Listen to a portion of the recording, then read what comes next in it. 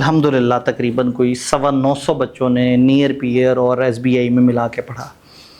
अब ये है 3 महीने वाली अटैम्प्ट।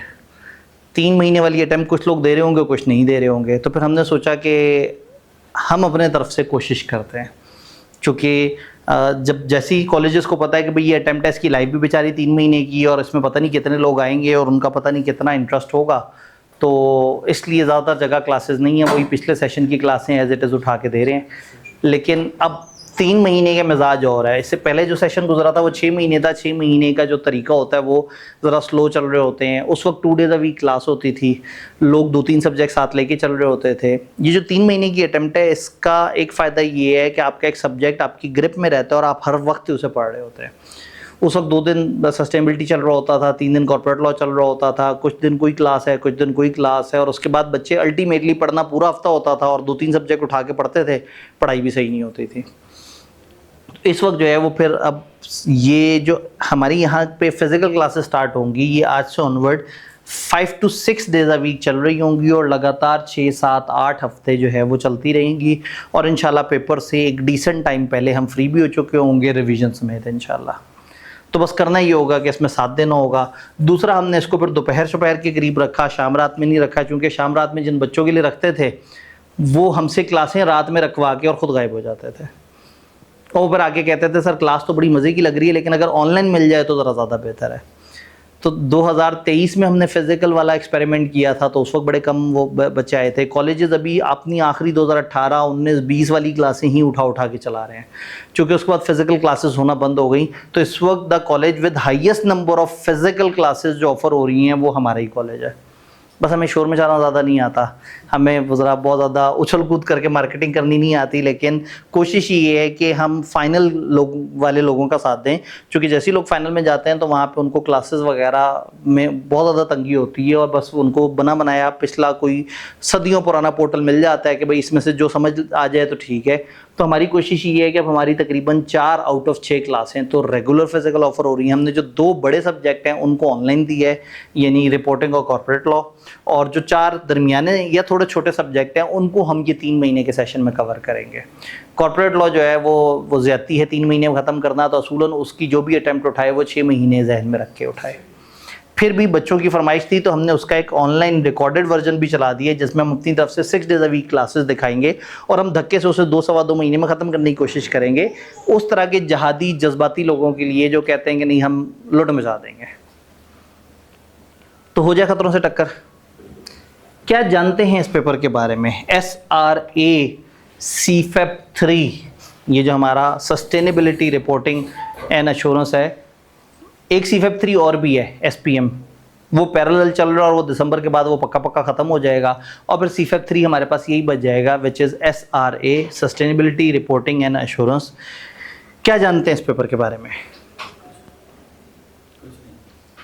कुछ भी नहीं जानते। उन्होंने कहा जो बताना है आप नहीं बताना है, हम तो इस चक्कर में आए थे। हमने कहा इतनी भी क्या जहमत करनी कि हम सर्च कर लें, उतना टाइम बंदा किसी और काम पे भी लगा लेता है। ठीक है, इसका एनवायरनमेंट से कोई ताल्लुक़ है? ठीक है, सबसे पहले जब इस पेपर का ओवरऑल मिजाज देखने की कोशिश करें तो हमारी जो डिस्कशन होगी दैट इज़ कि इसका सिलेबस क्या है, इसका लेंथ ऑफ सिलेबस कम है, ज़्यादा है, किस तरह से, इसका टेस्टिंग पैटर्न क्या होगा, हमारी इसको पास करने की क्या क्या स्ट्रेटजीज़ होनी चाहिए, इस पेपर के स्कोप में क्या क्या चीज़ें आती हैं, ये हम अकाउंटेंट्स के साथ इस टॉपिक का क्या ताल्लुक़ है, ओवरऑल हमने अंडरस्टैंड करना है, क्रैम करना है, कितनी चीज़ें समझनी है, कितनी चीज़ें तैयार करनी है, ये सारी डिबेट हमारी यहाँ पे हो रही होगी इस टॉपिक के अंदर। लेकिन हमेशा यही होता है कि सस्टेनेबिलिटी के दिन, सस्टेनेबिलिटी के लेक्चर को पहली दफ़ा जो लेने आए हुए होते हैं उनको लेके मैं ज़रा ज़्यादा इमोशनल हो जाता हूँ। मैं हमेशा ही मानता हूँ कि हमें सस्टेनेबिलिटी की रूट कॉज पता होनी चाहिए, यानी कि आप एक सब्जेक्ट उठा के देखें और कहें यार क्या अंग्रेज़ों ने बोर फजूल सी बातें डाल दी हैं सिलेबस में, तो कभी भी दिल नहीं करेगा पढ़ने का।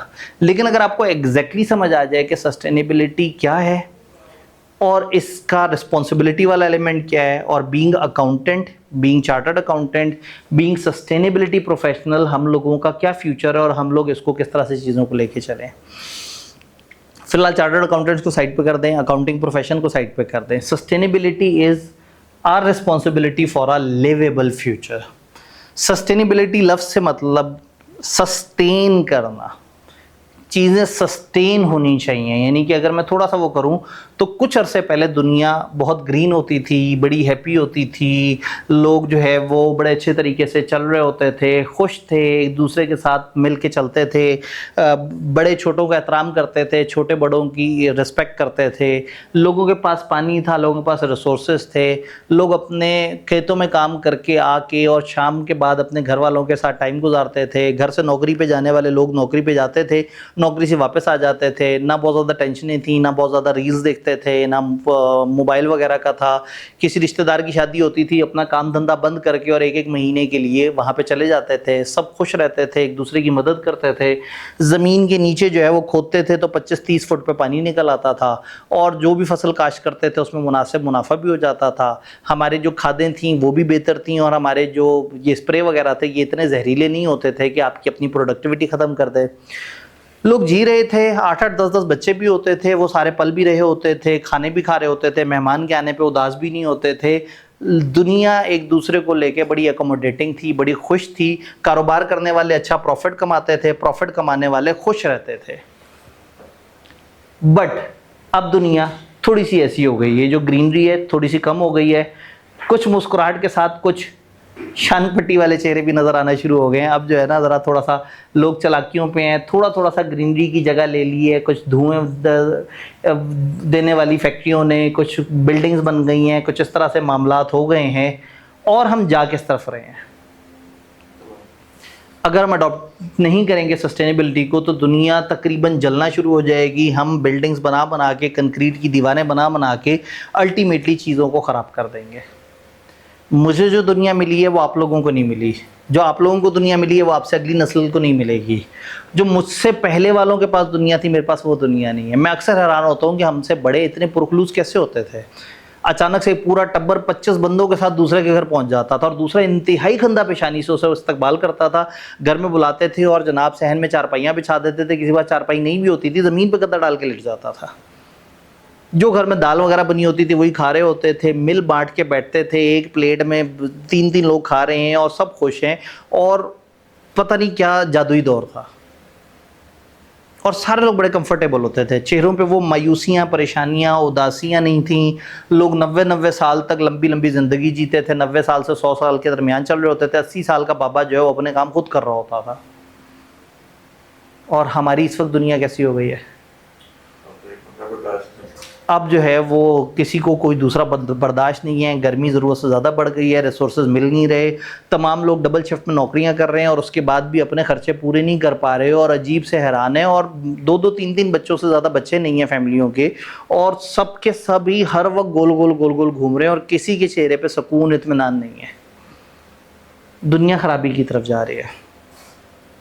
ख़राबी की तरफ क्यों जा रही है? हमने समाजी तौर पे चीज़ें ख़राब कर ली, हमने दुनियावी तौर पे चीज़ें ख़राब कर ली। फ़िज़िकल दुनिया उस तरह से नहीं रही। हम लोगों ने वो दरख्त ही तोड़ दिए, वो दरख्त ही उखाड़ दिए जो कि हमें ऑक्सीजन देते थे, जो माहौल को ठंडा रखते थे। हमने दरियाओं के रुख बदल दिए, हमने समंदरों से पंगे लेने शुरू कर दिए। हम लोगों ने सैलाबी पानी के जो रास्ते हैं उसकी जगह पे सोसाइटियाँ बना ली। हमने बागात ख़त्म कर दिए। तो एक हमने किया ज़मीन के साथ, और अब एक ज़मीन हमारे साथ कर रही है। तो वही वाली बात है कि मैंने अगर अपने बिल्कुल बचपन में इस तरह की कोई चीज़ देखी थी तो तकरीबन वो जगह भी बहुत करीब है। हमने 25-30 फुट एक ज़माने में अपने घर के नीचे हमें पानी चाहिए था, तो मुझे याद है कि वो बड़े कहते थे कि जी 30 फुट खोदो, नीचे से पानी निकल आता है। आज हमने अपने कॉलेज में जब नीचे पानी हमें चाहिए था तो हमने 300 फुट से ऊपर खुदवाया, तब जाके हमें पानी मिला। इसका मतलब पानी का लेवल आहिस्ता आहिस्ता नीचे का डाउन हो रहा है। इसका मतलब है कि आहिस्ता आहिस्ता हवा ख़राब होती जा रही है। लाहौर एक ज़माने में बड़ा मॉडल होता था कि हर तरफ हरियाली हरियाली, दरख्त ही दरख्त, बहुत सारे गाँवों के बीच में एक आबाद हुआ हुआ शहर था लाहौर। गाँव उड़ते चले गए, सोसाइटियाँ बनती चली गई, एक ख़ास किस्म का ब्रांडेड सा इलाका बनता चला गया, और आहिस्ता आहिस्ता आहिस्ता आहिस्ता आहिस्ता लाहौर का हुस्न ख़त्म होता चला गया, लाहौर के रिसोर्सेज कम हो गए। पुराने ज़माने में ख़ास तौर पे इस्लामिक गाइडेंस ये होती थी कि छोटे छोटे शहर आबाद करो। हमने क्या किया, चंद बड़े शहर आबाद कर लिए और छोटे शहरों का फ़्लो यहाँ आना शुरू हो गया, जिसकी वजह से रिसोर्सेज की किल्लत हुई और आहिस्ता आहिस्ता अब हम ख़राबी की तरफ जा रहे हैं। तो प्रॉब्लम ये नहीं है कि अब दुनिया ख़राब हो गई है, अब क्या करें। प्रॉब्लम ये है कि दुनिया मज़ीद ख़राब होती जा रही है। हमारे साथ जो होना था, जो गुजरनी थी, वो गुजर गई। हमने उस खूबसूरत लाहौर के अंदर आज दुनिया का सबसे आलूदा शहर बन जाता है स्मॉग के टाइम के आसपास। आज उस शहर में रिसोर्स नहीं मिलते, आज उस शहर में खुश लोग नहीं मिलते, ईमानदार अफराद नहीं मिलते। नाइंसाफ़ी, उदासी, परेशानी हर तरफ हमें नज़र आ रही होती है। तो प्रॉब्लम हमारे से ज़्यादा उनका है जो आने वाली नस्लें हैं। हम आने वाली नस्लों को क्या ज़मीन देंगे? ये जो छोटे बच्चे हैं, ये जब हमें देख रहे हैं और वो सोच रहे हैं कि यार ये बड़े अपने कारोबार के लालच में हमें तो खा गए। अपने कारोबार के चक्कर में उन्होंने दरख्त काट लिए, उन्होंने पानी सारा निचोड़ लिया। तो फॉर एग्जांपल अगर मुझसे अगली नस्ल आएगी और जब वो इसी तरह से क्लास में बैठ के बता रहे होंगे कि भाई हमें तो 1500 फुट खोदना पड़ता है ज़मीन को तब जाके पानी आता है, तो कॉस्ट ऑफ डूइंग थिंग्स भी बढ़ जाएगी। और हो सकता है एक टाइम पे ज़मीन पानी देना ही छोड़ दे, चूँकि वो पानी सारा कंज्यूम कर लिया और साफ़ पानी का इंतज़ाम ही कोई नहीं किया। उन पानी को हमने केमिकल ज़्यादा पानी बना दिया, कभी कुछ और कर दिया। ज़मीन बावजूद कोशिश की भी उन केमिकल का असर उस पानी में से साइड भी नहीं कर पा रही, और ज़मीन के अंदर गया हुआ पानी भी इतना जहरीला हो जाए कि लोगों के पीने के काबिल भी ना रहे। तो दुनिया आहिस्ता आहिस्ता ख़राब होती जा रही है, और जो बच्चे हैं उनको जो दुनिया मिल रही है वो आहिस्ता आहिस्ता डल होती चली जाएगी, और शायद उनको बड़ा जद्दोजहद करनी पड़े। कराची में आज ख़रीद के पानी पीना पड़ता है, पीना तो दूर की बात है, नहाने, हाथ धोने के लिए भी जो पानी चाहिए वो भी बहुत सारे इलाकों में आपको एक पूरा ट्रॉलर आता है, वो आपके घर के अंदर बड़े बड़े से टैंक्स बनाए हुए होते हैं, उसमें पानी भरता है और आप उसके 2500, 3000, 4000 रुपये एक सिंगल ट्रांजेक्शन के भरते हैं, और पता लगता है 4 दिन बाद दोबारा से खाली हो गए। तो ये दूर से देख के तो अजीब सा लग रहा है, लेकिन कल को यहाँ पे भी हालात हो सकते हैं जी। इन्होंने कहा ऑलमोस्ट हो गए। मतलब इस वक्त हम लोग पानी के लिए अपने वासा के ऊपर कितने डिपेंडेंट है, और वासा किसी भी वक्त हमें गंदा सा भी पानी देते, ख़राब पानी भी दे रहा हो, अब वो गिनती के दिन में 1-2 टाइम के लिए पानी आता है, और उसमें भी अगर ट्रैक नहीं रखा तो पानी निकल जाता है। तो उसमें फिर लोग बोरिंग की तरफ आते हैं। जब बोरिंग करते हैं तो ज़मीन नीचे से इतनी खुश्क हुई पड़ी है, इतनी प्यासी है। अब अकाउंटेंट और ये बाकी सारे लोग तो बात की बात है, इस वक्त दुनिया के इस मसले की बात कर रहे हैं। बड़े अरसे बाद हमें वो पेपर मिला है जिसके अंदर इंसानियत है, जिसके अंदर समाजी चीज़ है। यानी फॉर एग्जांपल मैं अगर आपको अकाउंटिंग पढ़ाऊँ तो मुझे ये होगा कि मैंने आपको अकाउंटिंग पढ़ाया और आपसे पैसे कमा लिए, खुशी हुई। हाँ, अगर मैं आपको बिज़नेस पढ़ाता तो मुझे अच्छा लगता है कि मैंने बच्चों को बिज़नेस पढ़ाया, अब ये बच्चा बिज़नेस करेगा और उसमें मेरी दी हुई गाइडेंस फॉलो करेगा तो उसको फ़ायदा होगा, मुझे खुशी होती थी। अब बड़े अरसे से हम पेपर ही वो लेके चल रहे थे। ऑडिट पढ़ाया है जी, ऑडिट करो तो इस तरह से होता है जी, कॉर्पोरेट लॉ में चीज़ें इस तरह से होती हैं। बड़े अरसे बाद एक ऐसा पेपर आया है जो पेपर आपको जब समझ आएगा तो उससे आप इस दुनिया को बेहतर करने में हमारी और दुनिया की मदद कर रहे होंगे। तो हमारे बच्चों को शायद बहुत ज़्यादा सेंस नहीं है, लेकिन मगरबी बच्चे जो है वो परेशान होना शुरू हो गए हैं कि यार हम जब बड़े होंगे तो ये हमारे बड़े तो अपने कारोबार, अपने प्रॉफिट के नाम पे हमारा सब कुछ सत्यानाश कर चुके होंगे। तो ऐसे में एक बच्ची जो है वो बहुत ज़्यादा दुनिया में मशहूर हुई, दैट वाज ग्रेटा थनबर्ग। इसने रोला डाल दिया, और ये वो टाइम मैगजीन्स है जो कि बड़ा कम ही लोगों को, या दुनिया में को बहुत सक्सेसफुल हो तो वो इसके कवर इमेज पे आता है। तो उसने पर्सन ऑफ द ईयर इसको दे दिया कि जी ये पावर ऑफ यूथ है। इस बच्ची ने क्या किया, शोर मचाना शुरू कर दिया कि ये जो बड़े हैं ये हमारे हिस्से के रिसोर्सेज खा रहे हैं। इसने कहा ये आप बड़े अपने प्रॉफिट के चक्कर में, अपनी कंपनियां लगाने के चक्कर में, अपने कारखाने लगाने के चक्कर में हमारी हवा क्यों ख़राब कर रहे हो? ये दुनिया आपकी तो नहीं है, ये तो कंबाइंड है। यानी आज आप रह रहे हो, कल हमने रहना है। तो जब हम बड़े होंगे तो आप तो हमें बहुत ख़राब दुनिया दोगे, आपको प्यारी दुनिया मिली, हमें क्यों ख़राब दुनिया दे रहे हो? इसने जनाब पूरा इनकलाब लाने की कोशिश की, बच्चों को साथ मिला लिया, छोटे बच्चों को साथ मिला लिया, दरमियाने बच्चों को साथ मिला लिया। एक पूरा शोर मच गया, और जनाब यूनाइटेड नेशंस परेशान हो गया है कि जी एक मुल्क में एक बच्ची बहुत ज़्यादा बच्चों को इकट्ठे करके और कह रही है कि आप बड़ों ने हम बच्चों के साथ क्या किया। इसकी यूनाइटेड नेशन में स्पीच है, और मैं अक्सर इसको कोट करता हूँ कि वो स्पीच का जो टाइटल था that was how dare you. इसमें उसने बड़ों को जो सुनाई है खरी खरी, उसने कि दुनिया में बस आपके का प्लस ये है कि आप मेरे से पहले आ गए, इससे ज़्यादा आपका कोई प्लस नहीं है। भाई मैंने भी बड़े होकर उतना ही कैपेबल होना है जितना है आप लोग हैं। तो आप आज अगर कैपेबल हैं तो ये सिर्फ एक टाइमिंग डिफरेंस है। तो अगर आप कैपेबल हैं तो उसका ये मतलब है कि आप रिसोर्स उजाड़ देंगे, आप सारे रिसोर्स ख़त्म कर देंगे और ये दुनिया इस काबिल ही नहीं रहेगी कि आहिस्ता आहिस्ता मैं यहाँ पे जी सकूँ। तो प्रॉब्लम यही है कि लोग जो है वो अपना कारोबार करने के चक्कर में, कंपनियां, कमर्शलाइजेशन जितनी बढ़ती है, जितना कारोबारी एक्टिविटी होती है, उतना कारोबार प्रॉफिट के बारे में सोचता है। और प्रॉफिट कब आता है? जब खर्चे कम हो और रेवेन्यू ज़्यादा करने के लिए आपको चालबाजियाँ करनी पड़ती हैं, बेईमानियाँ करनी पड़ती हैं, झूठ बोलना पड़ता है, लोगों के साथ मकारी करनी पड़ती है।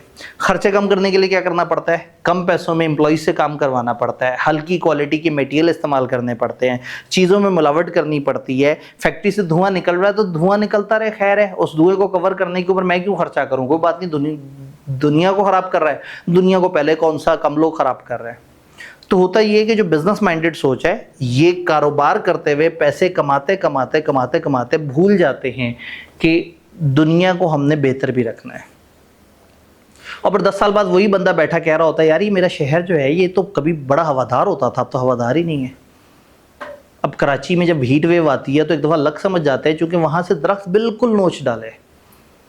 और अब लाहौर की गिरदोनवा में भी यही चल रहा है। फिर मुल्तान के करीब पूरे बागात वो किए, तो इस दफ़ा मुल्तान में बड़ी शदीद वाली गर्मी आई। चूँकि एक टाइम पे वो बागात थे, वो माहौल को बेहतर रखते थे, वो तो ख़त्म होता जा रहा है। आप कुछ कहना चाह रहे हैं? ठीक है, तो ये अब प्रॉब्लम है। अब प्रॉब्लम ये नहीं है कि हमने अपने से आगे लोगों को दुनिया देनी है। जब तक मुझे लगता है ना कि ये मेरे पास है इस वक्त दुनिया और मैंने इसे इस्तेमाल करना है और उसके बाद मैं चला जाऊँ, बाकियों की खैर है, तो मैं अपने बका के लिए, अपने फ़ायदे के लिए, अपने प्रॉफिट के लिए रिसोर्सेज खाऊं, इस्तेमाल करूं, टिका के इस्तेमाल करूं, और मेरे से जो बाद में आने वाले हैं वो तड़पते रह जाएं, वो परेशान रह जाएं। तो ये तो कहीं से भी अच्छी अप्रोच नहीं है। तो इसमें एक बात है कि एक छोटी सी कोटेशन है कि we do not inherit the earth from our ancestors, we borrow it from our. जब मैं कहता हूँ ना मेरे से बड़ों को तो दुनिया बहुत खूबसूरत मिली थी, उजाड़ी तो उन्होंने भी है, तो कोई बात नहीं, मुझे जैसी मिल गई थोड़ी बहुत मैंने भी उजाड़ ली और प्रॉफिट कमा लिया, तो इसमें क्या बुरा है? बड़े भी तो ऐसे ही करते रहे। तो जब तक मैं ये सोचता रहूँगा कि मुझे उनसे मिली है, उन्होंने ख़राब दी थी, तो और मैं अगले वाले को थोड़ी सी ख़राब दे रहा हूँ, तो खैर है, तो ये समझ नहीं आएगा। समझ तब आएगा जब मैं ये मत सोचूं कि मुझे अपने पुरखों से मिली है। जब मुझे ये हो कि ये मैंने अपने बच्चों से अमानतन कुछ अरसे के लिए अपने पास रखी हुई है ज़मीन, और उसके बाद ये मैंने बच्चों को वापस करनी है। We do not inherit the earth from our ancestors, we borrow it from our children. हम अपने बड़ों से विरासत में नहीं ले रहे दुनिया, हम दुनिया अपने बच्चों की अमानत को इस्तेमाल कर रहे हैं, और ये अमानत अल्टीमेटली हमारे बच्चों तक जानी है। तो अगर हमने अपने बच्चों तक ये दुनिया सही से नहीं पहुंचाई तो क्या होगा? तो ऐसे में ये जो छोटे बच्चे हैं, जब इनसे पूछो कि तुम्हें बड़ों से क्या मसला है, तो छोटे बच्चों को इतनी समझ ही नहीं होती कि बताएं बड़ों से क्या मसला है। और जब वो बड़े हो जाते हैं तो वो उतने ही खूंखार हो चुके होते हैं और उसके बाद आने वाले बच्चों के साथ बुरा कर रहे होते हैं। तो मैंने सोचा कि मैं किसी ऐसे से पूछूं जो हो भी फ्यूचर का और उदास अपनी बात भी कर सके। तो मैंने चैट जीपीटी से कहा कि मैं आज का एक इंसान हूँ, तुम फ्यूचर के एक वो हो, एक पर्सन हो, तुम्हें हमसे क्या परेशानी है, तुम हमारे नाम ख़त लिखो जिसमें तुम अपने जज्बात का, अपने एहसासात का इजहार करो। तो चैट जीपीटी ने एक बड़ा खूबसूरत सा ख़त लिखा, ज़मीन की फरियाद हमारी आने वाली नस्लों के नाम। कभी सोचा है कि हम अपने बच्चों को क्या विरासत दे रहे हैं? अब अगेन ये बातें पढ़ते पढ़ते एकदम से हो रहा है, यार आप सब जज्बाती हो गए, ये तो अचानक से अखलाकियात ही पढ़ाना शुरू हो गए। This exactly sustainability. तो मज़े की बात है कि अब हमारा एक दुनिया का एक बहुत बड़ा इशू आईकेप ने उसको एक पेपर का दर्जा दिया है। तो जितना डीप डाउन इस इशू की हमें समझ आएगी, उतना पेपर में लिखना हमारे लिए आसान है। इस दफ़ा जो पहला पेपर था, इट वॉज एक्सपेक्टेड कि बड़ा लॉजिकल होगा, और वाकई बड़ा लॉजिकल आया। और जिन लोगों की ये लॉजिकल डिबेट हुई थी, जिनको एग्जैक्टली उसकी रूट कॉज, पीछे की कहानी पता थी, वो अच्छा लिख पाए, और जो सिर्फ रट्टा मार के गए हुए थे वो अच्छे खासे परेशान हुए। तो इसलिए ना पीछे की रूट कॉज समझना बड़ा ज़रूरी है। और ऐसा थोड़ी कि हमको 500 साल तक क्लासें पढ़ते रहेंगे। 2 महीने, और 2 महीने भी बहुत ज़्यादा होते हैं, तकरीबन 7 हफ्ते के अंदर अंदर हम लोगों ने कोशिश करना है कि हम लोग अपनी आने वाली अटेम्प्ट की तैयारी कर लें। ऑल्दो ये इसमें 5 डेज अ वीक क्लासें, छठे दिन राइटिंग की प्रैक्टिस, तो तकरीबन 6 डेज अ वीक चलता रहेगा। तो हमने पिछले 4 महीने के सेशन में, 5 महीने में जितना पढ़ा उससे ज़्यादा हम पढ़ लेंगे कम टाइम में इंशाल्लाह। अजम्पशन मेरी ये है कि जो 3 महीने बाद पेपर दे रहे हैं वो एक पेपर दे रहे हैं या 2 ऐसे पेपर दे रहे हैं जो कि थोड़े मुनासिब हैं। अगर एक भी बड़ा पेपर है कॉर्पोरेट लॉ या रिपोर्टिंग, तो वो उतना ही काफ़ी है, उसके साथ और पेपर मिक्स नहीं करना चाहिए। खैर ये बातें तो चलती रहेंगी। कभी सोचा कि हम अपने बच्चों को क्या विरासत दे रहे हैं? ये ज़मीन फरियाद कर रही है आने वाली नस्लों से। बकलम चैट जीपीटी। कभी सोचा हम अपने बच्चों को क्या विरासत दे रहे हैं? क्या ये नीला आसमान, हरी भरी ज़मीन, बहते दरिया और सांस लेने के काबिल हवा, या धुआं, शोर, खुश दरख्त और जलती ज़मीन? हम ज़मीन के मालिक नहीं हैं, इसके मुहाफ़िज़ हैं। ये कुर्रा अर्ज़ हमारे लिए नहीं, उन नन्ही आँखों के लिए जो अभी दुनिया देखने आई ही नहीं। हम अपनी आसाइशों की खातिर इनके हिस्से के वसाइल ख़त्म कर रहे हैं। पानी, दरख्त, फ़िज़ा, तवानाई सब तेज़ी से कम हो रहे हैं। कल जब वो पूछेंगे कि अम्मी नदी क्यों सूख गई है, अब्बू आसमान इतना धुंधला क्यों है, हमें सांस लेने में दुश्वारी क्यों है, तो हम क्या जवाब देंगे? हमने अपनी आसानियों के लिए तुम्हारा मुस्तकबिल कुर्बान कर दिया है। तो पायदारी, सस्टेनेबिलिटी का मतलब सिर्फ माहौल बचाना नहीं है, बल्कि ज़िंदगी को काबिल बका बनाना है। ऐसी ज़िंदगी जहाँ हवा साफ़ हो, पानी मीठा हो, दरख्त साया दें, ज़मीन माँ की तरह मेहरबान लगे। अगर हमने आज एहतियात नहीं की तो आने वाली नस्लें हमें खालिद के तरक्की नहीं कहेंगे, बल्कि कातिल फितरत कहेंगे। हमें अब बदलना होगा, सोच बदलना होगा, आदतें बदलनी होगी, तरजीहात बदलना होगा। दरख्त काटने से पहले बीज बोना सीखना होगा, पानी ज़ाया करने से पहले एक बूंद की कदर करनी होगी। तरक्की के मानी बदलने होंगे ताकि तरक्की इंसान को ज़िंदा रखे, ज़मीन को ना मारे। ये ज़मीन हमारी नहीं, हमारी जिम्मेदारी है। अगर हमने इसे संभाला नहीं तो सिर्फ किताबों में सब दुनिया का किस्सा पढ़ा करेंगे। तो एक तरीका ये है कि हम लोग सारे के सारे धड़ाधड़ प्रॉफिट कमाते रहें। ये भी मिल जाए, वो भी मिल जाए, वो भी मिल जाए, और भूल जाए। हम कहें यार ठीक है, प्रॉफिट ऐसे ही कमाया जाता है ना, खर्चा कम करना होता है। मुलाजमों के जनाब सर के ऊपर पाँव रखते हुए हम आगे चले जाएं, कस्टमर्स के साथ धोखा करें, गंदी थकी हुई प्रोडक्ट उसको महंगे में बेचें, और उसके बाद नोट गिन गिन के कहें यार हमने तो कमाल कर लिया। बट आहिस्ता आहिस्ता माशरा क्या हो रहा होगा? ख़राब हो रहा होगा। तकरीबन 19 साल से ऊपर हो गए पढ़ाते हुए। एक ज़माना था, मैं क्लास में जब जाता था तो जब सामने के स्टूडेंट्स होते थे उनके साथ बात होती थी तो वो कहते थे हाँ सर पाकिस्तान में कुछ मसले हैं, लेकिन इंशाल्लाह हम बड़े होकर पाकिस्तान की खिदमत करेंगे। बहुत सारे बच्चों से पूछते तुम्हारा क्या ऑब्जेक्टिव? वो कहता था मैं बड़ा होकर जो है ना वो एक अच्छी पोजीशन में जाऊँगा और पाकिस्तान के कानून में तब्दीली करने की कोशिश करूँगा। तो 19 साल पहले, 18-17 साल पहले वो लोग मिलते थे जो कहते थे मैं पाकिस्तान के लिए कुछ करूँगा, मेरे मुल्क ने मेरे लिए इतना किया है। उनके चेहरों पर चमक होती थी और जो है वो वालिदैन की भी रिस्पेक्ट करते थे। हाँ भी बेटा तुम ये क्या कर रहे हो, तुमने 3 पेपर क्यों उठाए हैं? सर वो मेरे फादर ने कहा था कि तुम ऐसा कर सकते हो, तो मैं उनकी बात हमेशा मानता हूँ। इतनी खुशी होती थी, दिल करता था कि माथा चूम लो उन बच्चों का। और इस वक्त वो बच्चे जो अभी घर में थोड़ी देर पहले वाले से बदतमीजी करके निकले होते हैं, चेहरों पर फटकार पड़ी हुई होती है, कोई बात करें तो उसमें सिर्फ नफरत ही नफरत होती है। अगर कहीं खुदा ना खास्ता किसी जगह मैंने लेक्चर के बीच में कह दिया कि अरे ये देखो ये है ना, हम पाकिस्तान कितना ज़बरदस्त मुल्क है, हम ये कितना अच्छा करते हैं, फ़ौरन से डिबेट नहीं शुरू हो जाएगी कि मैंने पाकिस्तान को अच्छा कैसे कह दिया। तो ओवर द ईयर्स हम जहरीले होते जा रहे हैं, ओवर द ईयर्स हम नेगेटिव होते जा रहे हैं। ये दोनों मामलात हैं, एक है फिज़िकल इन्वायरमेंट और एक है हमारी जो थॉट प्रोसेस है। हम समाजी तौर पे भी और इन्वायरमेंट के हिसाब से भी बुरी तरह से तबाह होते जा रहे हैं। हमारी फिज़िकल इन्वायरमेंट भी डैमेज हो रही है और हमारा समाज भी डैमेज हो रहा है। हमारी अक़दार बदल रही हैं, हमारे तौर तरीक़े बदल रहे हैं, हमारे बड़ों की इज़्ज़त करने का मामला ख़त्म हो गया है, हमारे यहाँ चीज़ें पॉजिटिव नहीं रही, हम लोग मशवरे नहीं ले रहे, हम लोग बस आगे बढ़ने के चक्कर में सही और गलत की तमीज़ ख़त्म करते जा रहे हैं। तो क्या होगा?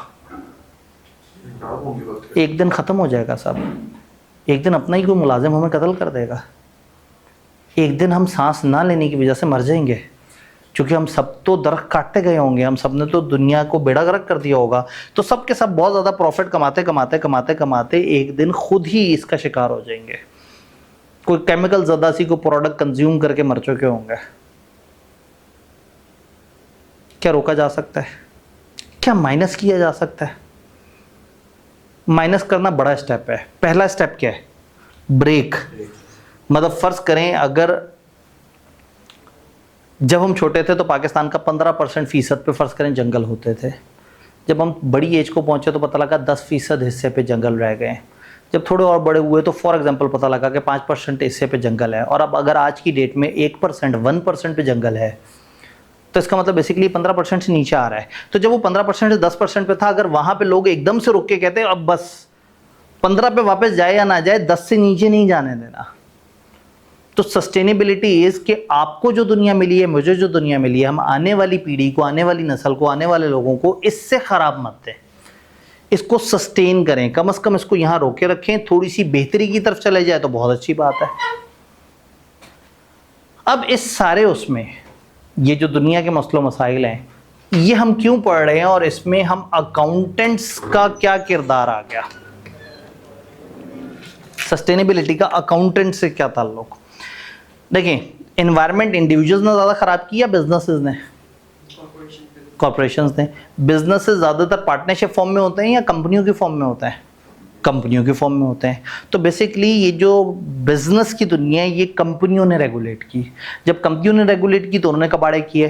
तो इस वक्त अगर ये कंपनियां सुधर जाएं और ये कंपनियां अच्छा काम करना शुरू कर दें तो फ़ायदा है। अब सवाल ये है कि कंपनी अच्छी अकाउंटिंग कैसे करती है? प्रोफेशनल्स को हायर करती है। प्रोफेशनल जाके अच्छी अकाउंटिंग करने का तरीका बताते हैं, फिर ऑडिटर्स आते हैं और वो चेक करते हैं कि उन्होंने अच्छी अकाउंटिंग की या नहीं की। तो इसका मतलब है कि हम लोगों ने, जब हमें ज़रूरत पड़ी तो हमने दुनिया को अकाउंटिंग करना सिखा दी, दुनिया को ऑडिटिंग सिखा दी। तो क्यों ना इन कंपनियों को सस्टेनेबल प्रैक्टिसेस बताई जाएं, और अगर हम लोग जाके सस्टेनेबिलिटी की एक्टिविटीज़ यहाँ अच्छे तरीके से कर लें और अगर हम लोग जाके उसको ऑडिट भी अच्छा कर लें तो कितना मज़ेदार की बात है। तो हम अकाउंटेंट्स का इसमें इस वक्त क्या रोल है, अगर मैं थोड़ा सा भी डीप डाउन बता दूं तो आप कहेंगे सर मैं बाकी 5 सब्जेक्ट पे लानत भेजता हूं, मैं सिर्फ सस्टेनेबिलिटी करूंगा। इस वक्त बहुत ब्रांडेड प्रोफेशन वेट कर रहा है सस्टेनेबिलिटी के नाम पे। Sustainability is latest happening. Europe वाली साइड पे बहुत ज़्यादा काम वो कर चुके हुए हैं। मिडल ईस्ट इस वक्त दरमियाने एरा में है और पाकिस्तान जैसे मुल्क अभी नीचे हैं, और अब उधर से चीज़ हमारी तरफ आएगी। जैसे अकाउंटिंग स्टैंडर्ड कभी बाहर आए, फिर उसके बाद मिडल ईस्ट तक आए, फिर पाकिस्तान तक पहुँचे। तो इस वक्त दुनिया सस्टेनेबिलिटी की प्रैक्टिसेस की बात कर रही है। अब दुनिया क्या कर रही है, कार्बन के ऊपर टैक्स लगा रही है कि ठीक है जी, अगर आपने फैक्ट्री बनानी है और आपने प्रोडक्शन करनी है तो इस तरह के सेक्टर में इतना कार्बन आप रिलीज़ कर सकते हैं एनवायरनमेंट में। इससे अगर ऊपर किया आपने तो आपको पेनल्टी पड़ेगी, और अगर इससे ऊपर आपने किया तो ठीक है, आप उस कार्बन को न्यूट्रलाइज करने के लिए दूसरा काम करें, आप दरख्त लगा दें और कैलकुलेशन हमें दें कि आपने दरख्त कितने लगाए और आपने कार्बन कितना रिलीज किया। आपके दरख्तों से एनवायरनमेंट के जो पॉजिटिव पॉइंट्स मिले और जो आपने डैमेज से नेगेटिव पॉइंट्स वो किए, उनको आपस में नेट करें। अगर अल्टीमेटली आप जीरो से नीचे हैं और आप सेफ हैं तो आपको पेनल्टी नहीं डालेंगे। तो इसका मतलब है कि वो कंपनियां, फॉर एग्जांपल एक स्टील वाली कंपनी, स्टील की मैन्युफैक्चरिंग कंपनी वाली कंपनी क्या कर रही है एनवायरनमेंट के साथ? पहले तो वो आयरन और ज़मीन से एक्सट्रैक्ट कर रही है, ज़मीन के रिसोर्सेज आहिस्ता आहिस्ता खींच रही है, और ये सारा काम मज़दूरों से हो रहा है, तो मज़दूरों के साथ कुछ ना कुछ बुरा कर रही है। फिर वो जब फैक्ट्री तक पहुँचेगा तो उसे जलाएंगे, काफ़ी सारे प्रोसेस से गुजारेंगे, हीट भी निकलेगी, चीज़ें जलाने के लिए भी आपको कार्बन चाहिए, कुछ धुएँ शुएँ वगैरह भी वो होंगे, फिर उस लोहे के साथ मुख्तलिफ तरह के काम होंगे। तो एक कंपनी, सिर्फ आयरन बनाने वाली एक कंपनी माशरे में इतनी ज़्यादा पोल्यूशन क्रिएट कर रही है। तो अगर वो आहिस्ता आहिस्ता अपने आप को बेहतर कर ले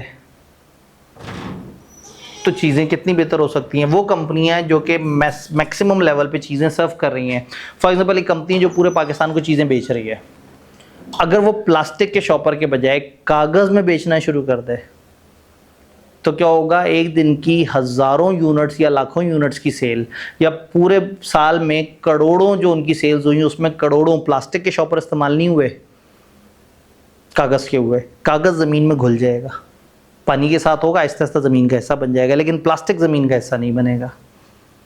या ये जो बोतल वाली कंपनी है, अगर बोतलों वाली कंपनी प्लास्टिक में बोतल देगी तो क्या होगा, पाकिस्तान एक सर्वे के मुताबिक एक महीने में 1 अरब बोतल पी जाता है। पाकिस्तान में एक महीने में औसतन 1 अरब बोतलें पी जाती हैं। अब सोचें, हर महीने 1 अरब बोतलों का ढेर कचरे के ढेरों पे लगता जा रहा हो। 1 अरब खाली बोतलें जो है वो हमारे कचरों पे आ रही हों तो क्या होगा, कुछ साल बाद सिर्फ बोतलें ही बोतलें नजर आएंगी।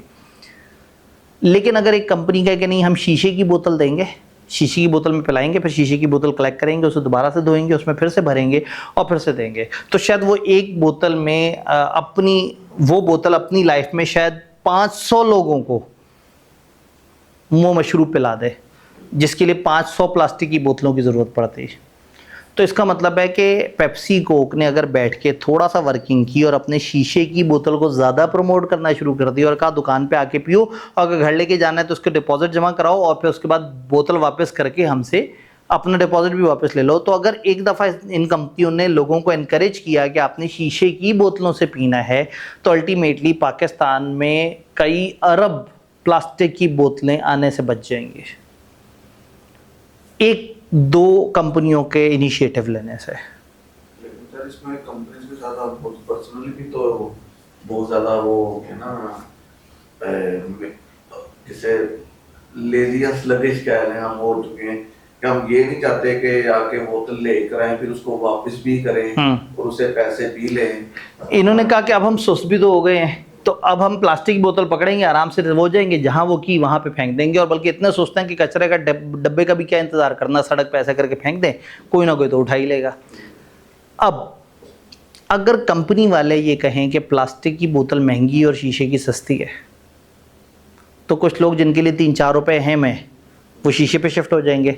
अगर कंपनी कहे कि प्लास्टिक की बोतल खरीदनी है तो दुकान पे आके मिलेगी, और अगर होम डिलीवरी करवानी है तो हम शीशे की बोतल देंगे, ऑटोमेटिकली चीजें चेंज होंगी। तो ये कंपनी तो कर सकती है। तो अब हम क्या सोच रहे हैं, हम सोच रहे हैं कि हम कंपनियों को समझाएं कि कंपनी ये करें। जब कंपनियां ये वाली प्रैक्टिसेस की तरफ आएंगी और आहिस्ता आहिस्ता कंपनियां, चूंकि कंपनियां बल्क में काम कर रही हैं, तो अगर कंपनियां भी सस्टेनेबल प्रैक्टिसेस बेहतर कर लेंगी, एनवायरनमेंट फ्रेंडली हो जाएंगी, धुएं कम एक्सक्रीट किया करेंगी, अपनी जो वो है लॉसेस को कम करेगी, वेस्ट वगैरह पे कम काम कर रही होगी, तो अल्टीमेटली क्या होगा, चीज़ें आहिस्ता आहिस्ता बेहतर होंगी। कंपनी में ये काम कौन करवाएगा? गवर्नमेंट रूल्स एंड रेगुलेशंस लेके आएगी, उनका किरदार हो गया। हम अकाउंटेंट्स का क्या किरदार होगा? उसको वेरीफाई करना, उसको देखना। जिस तरह से हमने अकाउंटिंग स्टैंडर्ड्स पे रोते धोते क्लाइंट्स को शिफ्ट करवा ही दिया ना, तो हम सस्टेनेबल प्रैक्टिसेस पे भी शिफ्ट करवा देंगे। जैसे सर भी आपने एग्जांपल कोट किया है, ये बॉटल्स वाली, ये ऑलमोस्ट अगर हम 15 से 20 साल पहले चले जाएं तो प्लास्टिक की बोतल सिर्फ 1.5 लीटर में मिलती थी। ऐसे ही है, अगर हम पीछे चले जाएं तो प्लास्टिक की बोतल नहीं होती थी, तो उस वक्त उन्होंने शीशे की बोतलों से कोशिश की थी कि एनवायरनमेंट बची रहे। आहिस्ता आहिस्ता इंसान ज़्यादा मेटीरियलिस्टिक हो गया, ज़्यादा उसने हिसाब लगाने शुरू कर दिए। शीशे की बोतल महंगी होती थी, प्लास्टिक की सस्ती। फिर शीशे की बोतल पे ख्वारी बड़ी ज़्यादा है ना, दो फिर वापस कलेक्ट करो, फिर उसे अपनी फैक्ट्री तक लेके जाओ, उसे धो के दोबारा लिक्विड डालो, फिर लेके आओ, तो इसमें टेंशन। अब जब इसमें टेंशन इन्वॉल्व है तो कंपनी कहेगी यार भाड़ में गया ये काम, कम खर्चा करते हैं, प्रॉफिट कमाते हैं। तो हमेशा जल्दी प्रॉफिट तब आता है जब आप गंदी हरकत करें, अनसस्टेनेबल हरकत करें। सस्टेनेबिलिटी परेशान करती है, सस्टेनेबिलिटी का अपना खर्चा है, लेकिन सस्टेनेबिलिटी के अपने फ़ायदे हैं। अब आज पहले दिन ही तो सारी बातें हम नहीं ना करनी, हम आगे जाएंगे तो हम देखेंगे सस्टेनेबिलिटी का समाज को क्या फ़ायदा है, कंपनी को क्या फ़ायदा है, और एक कंपनी सस्टेनेबिलिटी को फॉलो करते हुए ज़्यादा कमर्शियल कैसे हो सकती है। दुनिया में टॉप 100 कंपनियों में से 70 तो चालबाजियां करती होंगी, इसलिए टॉप होंगी। क्या दुनिया की टॉप 10 कंपनियां इसलिए मशहूर हैं कि वो बेईमान हैं? नहीं भी हो सकता। अगर हम टॉप 10 कंपनियां, 20 कंपनियां, 30 कंपनियां देखी, तो क्या वो इस वजह से टॉप कंपनी है कि वो चालबाजी कर करके जल्दी से प्रॉफिट कमा लेते थे? इंटरेस्टिंगली नहीं।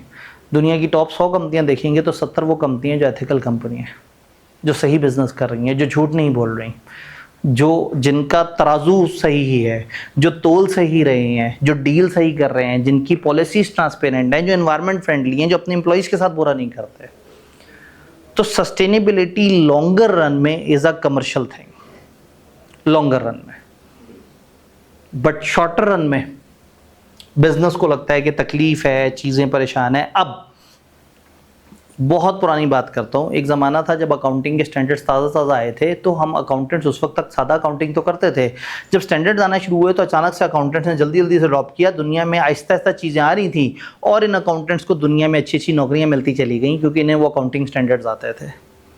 फिर उन्होंने अपने आप को अडॉप्ट किया और इसकी ऑडिटिंग भी सीख ली। फिर दुनिया थोड़ी आगे गई, कंप्यूटर आना शुरू हो गए। इन अकाउंटेंट्स ने कंप्यूटर वाली अकाउंटिंग सीख ली। इससे पहले कि जो है वो दुनिया तेज़ी से चलती और सेठ को कंप्यूटर चलाना आ जाता, वो कंप्यूटर चलाना किसने सीख लिया? अकाउंटेंट ने। तो आगे कंप्यूटर वाले अकाउंटेंट की जब नौकरियां निकली तो किसे मिली? एसी वाले बंदे को जिसको अकाउंटिंग करनी आती थी कंप्यूटर पे। फिर क्या हुआ, ज़माना आगे बढ़ा और सिस्टम्स आना शुरू हो गए, फिर ईआरपी की बातें होना शुरू हो गई। इससे पहले कि आईटी वाले समझते अकाउंटिंग के और वो आगे आके ईआरपी का सिस्टम डेवलप करते और उसमें अकाउंटिंग इंटीग्रेट कर देते, वो सुस्त लोग थे, उन्होंने अकाउंटिंग नहीं समझी जो आसान थी। हम अकाउंटेंट्स ने थोड़ी थोड़ी सी आईटी समझना शुरू कर दी। आई के मुझे याद है कि मेरे बचपन में आईटी के 3-4 पेपर्स होते थे जो अब नज़र भी नहीं आते। मैंने मॉड्यूल ए में एक सब्जेक्ट आईटी का पढ़ा था 30 नंबर का, फिर मैंने मॉड्यूल बी में एक 100 नंबर का आईटी का पेपर दिया था, फिर मैंने मॉड्यूल डी में 100 नंबर का आईटी का पेपर दिया था, फिर मैंने मॉड्यूल ई में 100 नंबर का आईटी का पेपर दिया था। क्यों? उस वक्त चीज़ें इवॉल्व कर रही थी और आई के अपने उस वक्त की जो लेटेस्ट हैपनिंग है हमें सिखाने की कोशिश की थी। तो उस टाइम पे आईकैप हमें चाहता था कि हम आईटी सीखें, और जब हम मार्केट में आए तो अगेन मेरे इरा के लोग जब मार्केट में आए तो उन्होंने ईआरपी, सिस्टम इम्प्लीमेंटेशन और इस तरह की बातें, सिस्टम ऑडिट और इस तरह की बातें की, और उससे क्या हुआ कि जो नौकरी किसी और को सादा वाली मिलनी थी, इन लोगों को डबल डबल ट्रिपल ट्रिपल पैसों पर नौकरी मिलना शुरू हो गई। फिर जिनको सिस्टम को ऑडिट करना आता था, लोग कहते थे यार ये एक अलग ही स्केल है, पता नहीं कैसे सिस्टम को ऑडिट करते हैं। वो आके काम भी कम करते थे और पैसे भी ज़्यादा छाप लेते थे। तो इसका मतलब ये हुआ कि हर ज़माने में जो चीज़ चल रही है उसके हिसाब से अपने आप को लेके चलना, अपने आप को अपग्रेड रखना, ये बड़ा ज़रूरी है। अब आज के दौर में क्या मामला है? आज के दौर में है सस्टेनेबिलिटी के ऑब्जेक्टिव्स। लोग सस्टेनेबल प्रैक्टिसेस की तरफ जा रहे हैं। बाहर के बिजनेसेस यूरोप वाली साइड पे उन्हें ये एहसास हो गया है कि दुनिया के सारे कबाड़े हमारी वजह से हुए हैं। उन्होंने आहिस्ता आहिस्ता अपनी प्रैक्टिसेस एथिकल कर ली हैं। उन्होंने आहिस्ता आहिस्ता अपने आप को ज़्यादा इन्वायरमेंट फ्रेंडली बना लिया है। उन्होंने आहिस्ता आहिस्ता शाम 5-6 बजे दुकानें, मार्केटें बंद करनी शुरू कर दी हैं।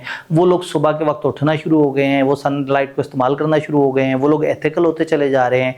तो बाहर के लोग शिफ्ट हो चुके हैं तेज़ी से। फिर मिडिल ईस्ट वाली साइड जो हम अकाउंटेंट्स का बहुत बड़ा हब है, जहाँ हमें अक्सर नौकरियाँ मिलती हैं, वो लोग अभी अंग्रेज़ों से सीख के उन चीज़ों को इम्प्लीमेंट कर रहे हैं। और पाकिस्तान जैसे मुल्क में जहाँ चीज़ थोड़ी सी लेट आती है, बट यहाँ पे भी अब बहुत ज़्यादा दूर नहीं लग रहा। गवर्नमेंट भी बहुत ज़्यादा इस टाइम पे एनर्जेटिक लग रही है, और आप ई प्रोडक्ट्स और ग्रीन और इस तरह की चीज़ें बहुत ज़्यादा होना शुरू हो गई हैं। तो now there is a strong need कि पाकिस्तान में इस चीज़ की ज़रूरत पेश है। पता नहीं कहीं ये तो नहीं सोच रहे कि क्लासें ख़त्म हो गई हों। हाँ, सस्टेनेबिलिटी, बिजली बचाने की कोशिश कर रहे हैं। मेरे ख्याल में एक दफ़ा ज़रा थोड़ा सा उन्हें पैगाम दे दे, उनसे कहेंगे जी फाइनल की क्लासें चल रही हैं, आज हमारा पहला दिन है ना।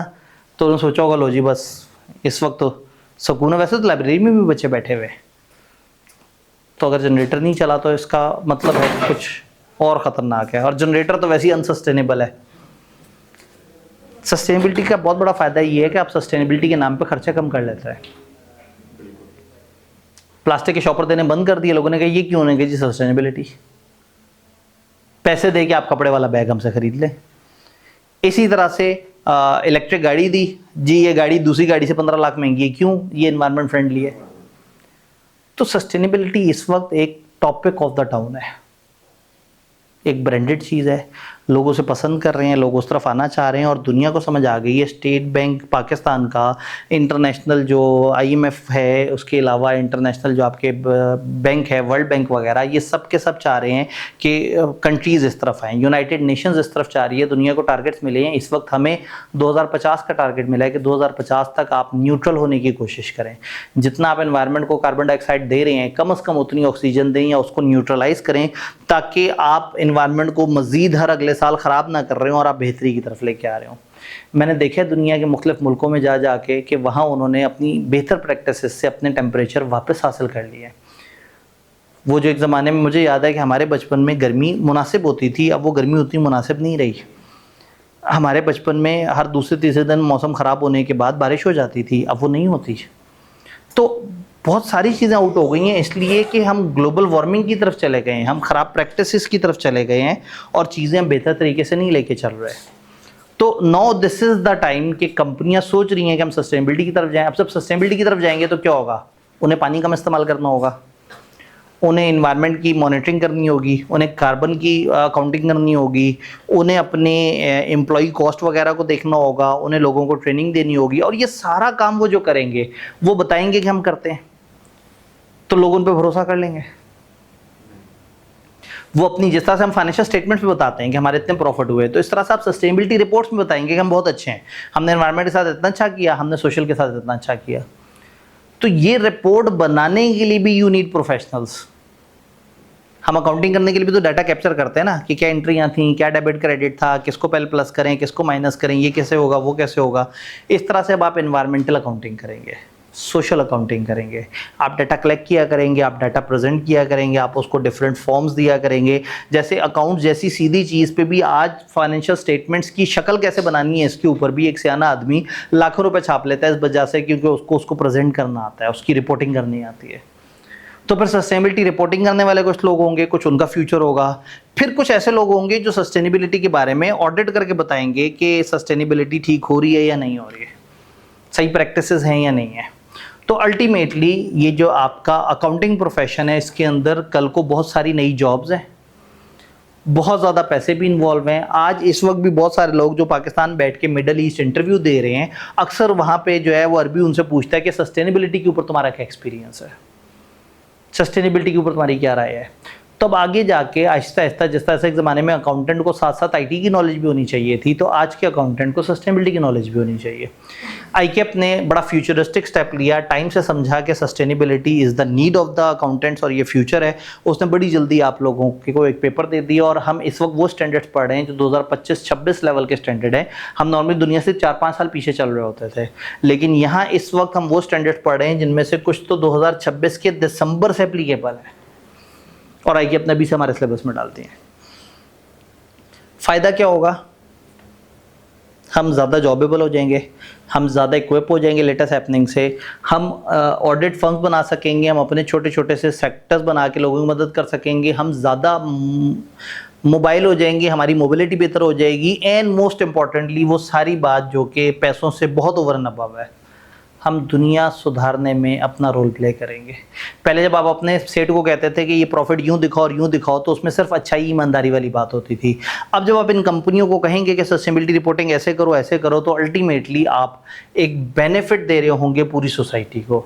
तो बड़े अरसे बाद हम अकाउंटेंट्स को ऐसा मौका मिला है कि हम गुनाह धो सकें, वरना हम तो सूद की कैलकुलेशनों में ही लगे रहे और अपने सेठों के प्रॉफिट्स ही ऊपर नीचे करते रहे। Now there is a time कि हम वो करें जिससे हमारा पेपर भी पास हो, वो करें जिससे हमें नौकरी भी अच्छी मिले, वो करें जिससे कैरियर भी अच्छा हो और खुद ब खुद बाय प्रोडक्ट के तौर पे दुनिया बेहतर होनी शुरू हो जाए।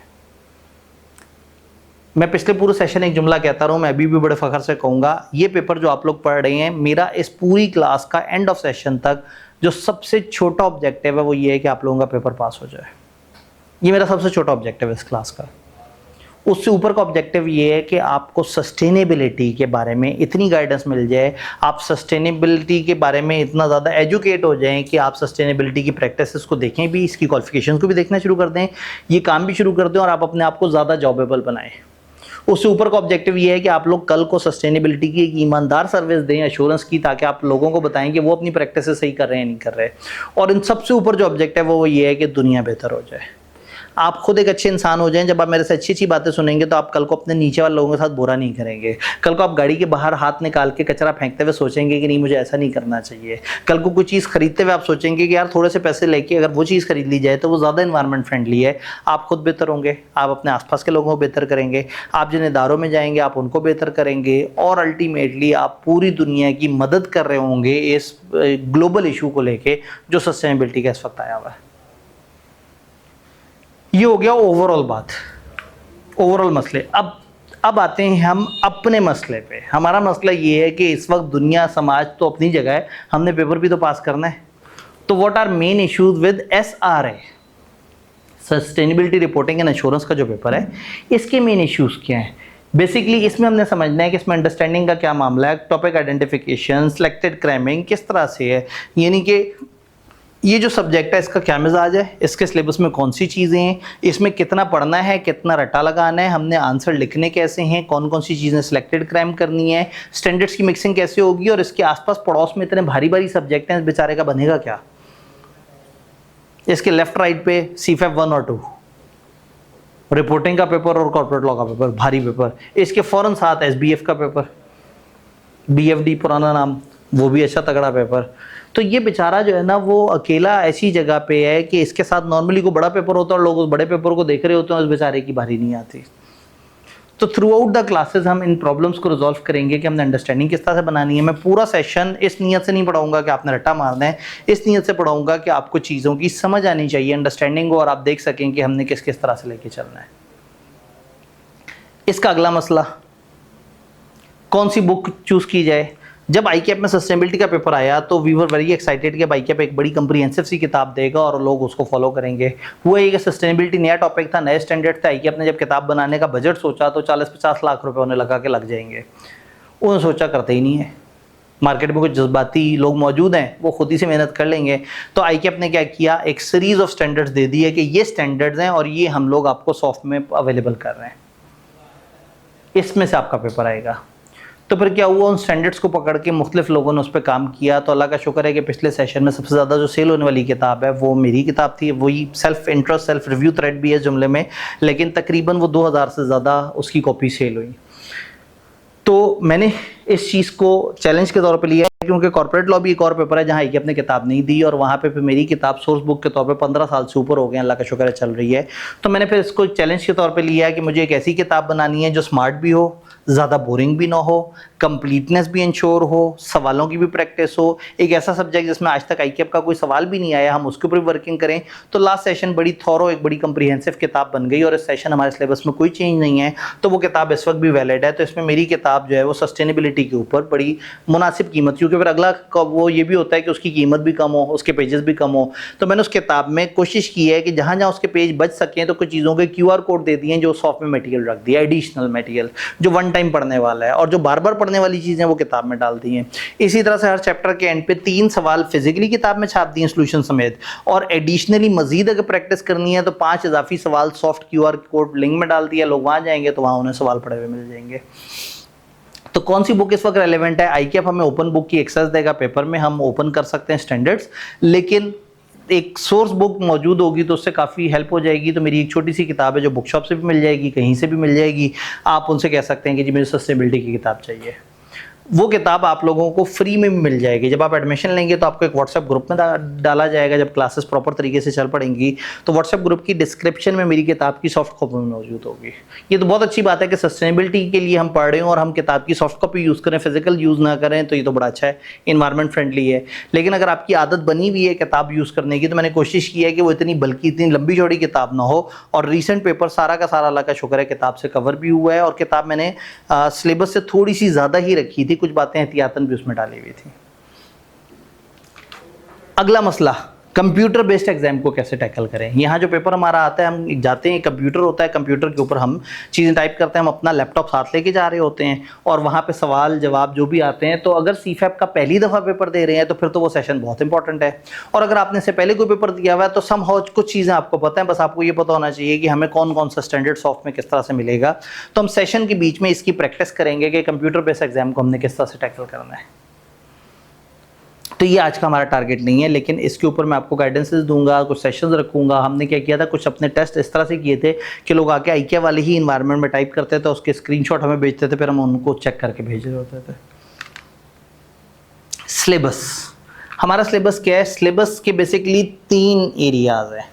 एक है सस्टेनेबिलिटी रिलेटेड डिस्क्लोजर कॉन्सेप्ट और उसकी एप्लीकेशन को समझना, यानी कि बेसिक्स ऑफ सस्टेनेबिलिटी 30 से 40 नंबर। देन सस्टेनेबिलिटी रिपोर्टिंग के सस्टेनेबिलिटी रिपोर्ट के अंदर आपने एग्जैक्टली कौन कौन सी किस किस तरह की बातें लिखनी है, इसमें कुछ स्टैंडर्ड्स हैं 30 से 40 नंबर।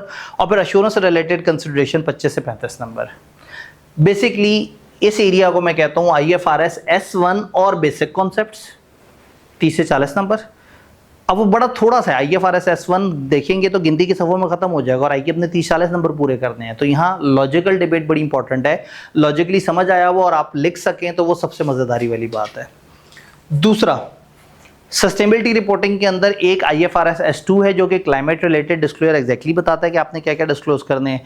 और साथ में हमें तोहफा दिया है कि अपने 12 इंडस्ट्रियों के स्टैंडर्ड, 12 इंडस्ट्रियाँ जो कोई मैन्युफैक्चरिंग कर रही है, कोई ट्रेडिंग कर रही है, कोई सर्विस प्रोवाइड कर रही है, उनके 12 स्टैंडर्ड्स हमारे सिलेबस में है जो बताता है कि इस तरह की इंडस्ट्री क्या बातें लिखेगी, इस तरह की इंडस्ट्री क्या बातें लिखेगी।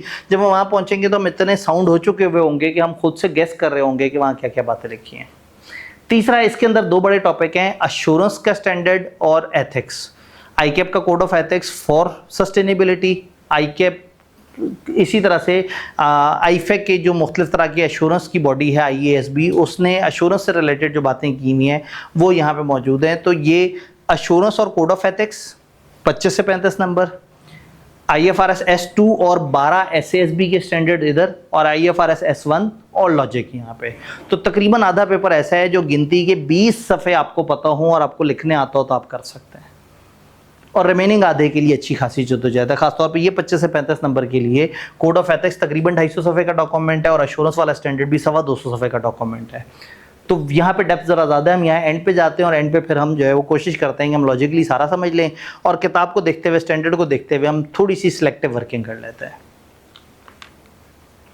जो पहला पोर्शन है अगर उसको हम देखें तो इन्होंने IFRS S1 के ही एरियाज को एक्सप्लेन किया हुआ, ऑब्जेक्टिव स्कोप एंड डेफिनेशन बताएं, कॉन्सेप्चुअल फाउंडेशन बताएं, कोर कंटेंट्स बताएं, ये सारे ही IFRS S1 के पॉइंट्स हैं। Even discuss the effective date and transitional provision of sustainability related. जब एक स्टैंडर्ड आता है तो उसके अंदर पोर्शन बने होते हैं, तो कई दफ़ा एक पोर्शन ये भी होता है कि इसकी इफेक्टिव डेट क्या होगी। आई स्ट्रांगली बिलीव कि उन्होंने क्या किया, IFRS S1 S2 और मुख्तलिफ स्टैंडर्ड उठा के दिए किसी AI को, और उसे का एक प्यारा सा सिलेबस बना दो। AI को सबसे पहले मिला IFRS S1, वो जज्बाती हो गया और ठकाठक ठकाठक ठकाठक लिखता चला गया, और उसके नंबर बना दिए 30 से 40। फिर थोड़ा सा आगे गया तो क्लाइमेट रिलेटेड और SASB की बात की, और जब आगे गया था तब तक थक चुका था, तो उसने एक एक लाइन में उसने वो करके और अपनी तरफ से सर से उतार लिया। मजीद आगे गया तो दो एरियाज जो कि अश्योरेंस और एथिक्स वाला है, उसने एक एक लाइन दी और कहा 3rd लेवल प्रोफिशिएंसी होनी चाहिए, 2nd लेवल टेस्टिंग होनी चाहिए, और अपने सर से उतार दिया। तो ये सिलेबस बनाते हुए भी बड़ा साफ नज़र आ रहा है कि यही इस्तेमाल हुआ है। ये पहली पूरी आउटलाइन एग्जैक्टली IFRS S1 के कॉन्टेंट्स है, और एक छोटे से स्टैंडर्ड के कंटेंट से पूरे सवाल बनाना ज़रा मुश्किल है। तो मैं लास्ट टाइम भी स्टूडेंट्स को गाइड करता रहा कि भाई आपने ओवरऑल कॉन्सेप्ट स्ट्रॉन्ग रखना है। मॉडल पेपर भी ICAP ने दिया था, उधर भी उन्होंने इसका हल्का सा आइडिया दिया था, तो इधर भी हुआ कि जो पेपर में अपने कॉन्सेप्ट स्ट्रॉन्ग करके गया उससे ज़्यादा फ़ायदा हुआ। तो इस वक्त भी पढ़ते हुए बड़ा कम ध्यान देना है कि किताब से रट्टा मारें, और ज़्यादा ध्यान देना है कि हमें कॉन्सेप्ट समझ आता है और हम खुद से लिख सकें। अगर कॉन्सेप्ट नहीं समझ रहे तो फिर मेरी आपकी दोस्ती नहीं है। अगर रट्टा ही लगाना है तो फिर क्लास की ज़रूरत नहीं, मेरी किताब मौजूद है, छोटी सी किताब है, उस रट्टा मार लें, लेकिन आधा पेपर आपसे नहीं होगा। तो इधर अंडरस्टैंडिंग बड़ी ज़रूरी है, ख़ासतौर पे खुश कॉन्सेप्ट हैं अगर समझ आए हुए हों तो ज़रा ज़्यादा बेहतर तरीके से किया जा सकता है। तो ये अभी सिलेबस है, अभी आपको सिलेबस का ओवरऑल नक्शा उस तरह से समझ नहीं आएगा, लेकिन अगर मैं इसका एक मैप सा बोर्ड पे बताने की कोशिश करूं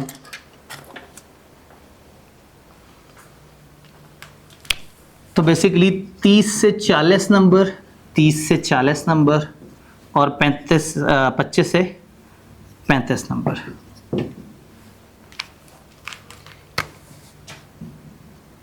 IFRS S1 and basics of sustainability की मिला के वेटेज बन जाएगी 30 से 40 नंबर।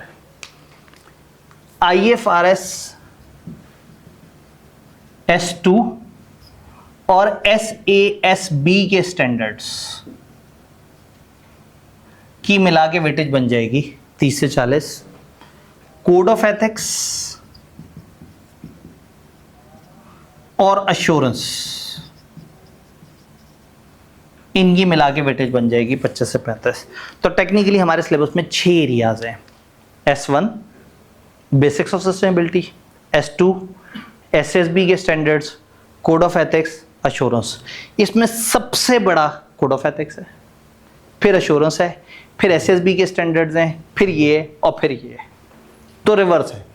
तो मज़े की बात है कि ये आधा सिलेबस कवर करने के लिए शायद 7 दिन भी बहुत हैं, लेकिन चूंकि उनकी बेस बनती जा रही है और वो आगे काम आती जा रही है, तो हम तोड़ तोड़ के हम यहाँ से स्टार्ट करेंगे। बेसिक्स पे टाइम लगाएंगे पहला पूरा हफ्ता, फिर उसके बाद हम आगे जाएंगे और हम S2 वगैरह के साथ कुछ चीज़ों को समअप करेंगे, फिर हम SASB के स्टैंडर्ड पे आएंगे, और फिर हम कोड ऑफ एथिक्स और एश्योरेंस पे चले जाएंगे। तो क्या ओवरऑल स्टैंडर्ड सिलेबस थोड़ा थोड़ा सा समझ आ रहा है? कहानी को थोड़ा सा आगे बढ़ाते हैं, क्योंकि बातें तो अब हमारी पूरे सेशन चलती ही रहेंगी। ओवरऑल टिप्स एंड टेक्निक्स क्या है इस पेपर को लेके चलने की? सबसे पहले तो समझना सबसे ज़्यादा ज़रूरी है। नंबर 2, आपकी अपनी राइटिंग स्किल डेवलप होना बड़ा ज़रूरी है। सिर्फ पूरा सेशन आपने क्लासेस सुनते रहे और ऑनलाइन वाले हजरात मेरी वीडियो को 1.2, 1.5, 2x पे करके चलाते रहे और वन फाइन गुड डे का लो भाई आप साहब के सारे लेक्चर अटेंड कर लिए, चस आ गई, बड़ा मज़ा आया, तो this is not the objective. Objective is कि आपने एक तो समझना है और दूसरा उसके बाद फिर आपने लिखना है। मेरी किताब में सवालों की प्रैक्टिस है। मैं कोशिश ये करूँगा कि इस वाली क्लास में हम वीकली एक राइटिंग की प्रैक्टिस करें। मैं हर सैटरडे आप लोगों को एक राइटिंग का टेस्ट दूं जो कि आपने ICAP वाले पैटर्न पे बैठ के कंप्यूटर पे टाइप करें। शुरू में आते साथ ही मैं एकदम से आपको मुश्किल में आ रहा हूँ, तो पहले 1-2 टेस्ट में आप MS वर्ड के ऊपर टाइप करके और हमें जमा कराएं ताकि आहिस्ता आहिस्ता आप टाइपिंग वाले उसमें आएँ। और फिर 1-2 टेस्ट हो जाने के बाद आपसे जो टेस्ट लें वो हम ICAP के सॉफ्टवेयर और उसको किस तरह से यूज़ करना उसके मुताबिक आपसे ले रहे हो। तो जो चीज़ समझनी है वो ये है कि अंडरस्टैंडिंग ज़रूरी है। लेक्चर साथ साथ कोशिश करें लेते रहें, को बहुत ज़्यादा मुश्किल वो जंग नहीं है। सितंबर की 1 से पेपर स्टार्ट हो रहे हैं और हमारा 3 या 2 तारीख को पेपर है, तो इसका मतलब है हमारे पास अभी आज हम जून के मिड में हैं, 2.5 महीने बाद पेपर है। तो मैं पेपर से कम 2-2.5 हफ्ते पहले आपको फ्री करना ज़रूरी है। तो आपने जहन में रखना है कि हमारा जो इफ़ेक्टिव पढ़ाई है वो 7 हफ्ते की है। उन 7 हफ्तों में एक भी दिन मिस करने का मतलब है हमने अच्छा खासा नुकसान कर लिया। चूँकि अब हमने रवायती पढ़ाई से हटना है, ये पहली दफ़ा 3 महीने वाली अटैम्प्ट है। हो सकता है आप में से कुछ ऐसे लोग हैं जो दिसंबर की अटैम्प्ट ले रहे हैं और वो ऑनलाइन है। अगर ऑनलाइन है तो ठीक है, आप धीमे मिजाज पे पढ़ते रहें, मेरा 1 हफ्ता अपने 2 हफ्तों में कवर करें। लेकिन अगर आप साथ साथ तेज़ी से पढ़ रहे हैं तो इसमें कोई बुराई नहीं है। अगर आपकी दिसंबर में भी अटैम्प्ट है और अगर आप अगस्त के 3rd वीक तक सस्टेनेबिलिटी को अच्छा तैयार कर लेते हैं तो you will be having more time कि आप बाकी सब्जेक्ट को ज़्यादा रिवाइज कर सकें। होगा ये कि जब हमारा सेशन एंड हो जाएगा तो मैं आप लोगों से रिवीजन क्लासेस भी शेयर करूंगा और रिवीजन क्लास का मकसद ये होगा कि आपको पूरा सिलेबस 5 दिन के तकरीबन 20 घंटे की क्लास में पूरा सिलेबस रिवाइज होता हुआ भी मिल जाएगा। तो उससे ये होगा कि हमारी जो क्लासेस हैं वो तकरीबन 7 हफ्ते इंटू 6 दिन, तकरीबन कोई 42 लेक्चर, 1.25 घंटे के हिसाब से अगर हम देखें तो तकरीबन 50 आवर्स वो और 20 आवर्स ये, तो तकरीबन 50 से 70 आवर्स के दरमियान हम इस सिलेबस को विद प्रैक्टिस इंशाल्लाह ख़त्म करेंगे। क्या आप लोग मेरे साथ हैं या मैं अपने साथ ही हूँ? लास्ट टाइम भी ये हुआ था कि ओरिएंटेशन वाले दिन हमारे पास, चूँकि वो 2 सेशंस के बच्चे भी वो थे, फिर नया पेपर था, तो उस दिन हमारे पास तकरीबन कोई 15-20 बच्चे आए ओरिएंटेशन वाले दिन और आहिस्ता आहिस्ता प्लस माइनस होते रहे, लेकिन ऑन एवरेज 18 फिजिकल बच्चे हमारे पास रहे। तो लास्ट टाइम के बड़े मज़े के स्टैट्स हैं कि 900 प्लस ऑनलाइन बच्चा और 18 के करीब फिजिकल बच्चा। तो इस वक्त भी टीम वाले कह रहे थे कि सर पहले दिन 1 बच्चा होगा या 1 भी नहीं होगा। तो हमारा टारगेट ये था कि अगर 1 से भी ऊपर हो गया तो बड़ी बात है, क्योंकि CA फाइनल के अंदर जो है ना वो फिजिकल क्लासेस ज़रा थोड़ा सा दुश्वार हो गई हैं और फिर लास्ट टाइम हमने रात में भी कर दिया था और ऊपर से वो फम वाले बच्चों को फिर भी छुट्टी नहीं मिली। तो फिर हमने सोचा कि अब हमने उनको काउंट ही नहीं करना, हमने काउंट उन्हें करना है जो या फम से फ्री हो चुके हुए हैं या भी वो फम की तरफ गई नहीं और वो 24 घंटे के स्टूडेंट है। और अगर जो फम वाले स्टूडेंट्स हैं वो हमारे साथ ऑनलाइन पढ़ लें, तो ऐसा नहीं है कि हमें फम वालों से कोई दुश्मनी है। हमने पिछले सेशन 6 महीने कुर्बानी दे के अच्छी तरह से कोशिश की है। उन 18 में से भी 9 बच्चे भी वो नहीं थे जो फम से आए हो। तो अगर हम 900 प्लस बच्चों में से सिर्फ 9 बच्चों को फिजिकली शाम रात के टाइम से फ़ायदा दे पाए तो वाई नॉट कि हम कम से कम जो दिन का वो जो इंसानों वाला टाइम है जो ज़्यादा लोगों के लिए कन्वीनियंट भी है वो आएँ और वो करें, और जो फम गोइंग स्टूडेंट्स हैं वो ऑनलाइन क्लास लेना और वो अपने पेस पे पढ़ते रहें।